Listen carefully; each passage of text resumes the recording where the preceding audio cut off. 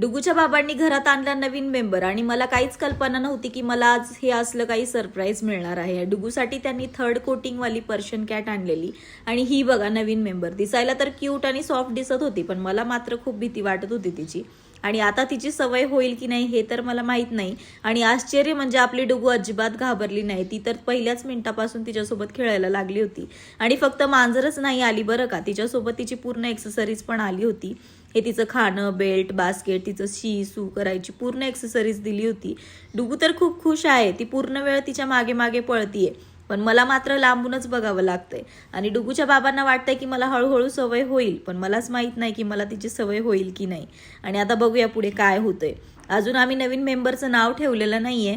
जे cat lover आहेत त्यांना तर माहीतच असेल पर्शियन कॅट किती क्यूट असते, त्यामुळे तिला शोभेल असं मस्त आणि युनिक नाव तुम्हीच सुचवा. चला तर मग पटकन कमेंट करा आणि सांगून टाका की या क्यूट मांजरीचं नाव काय ठेवायचं.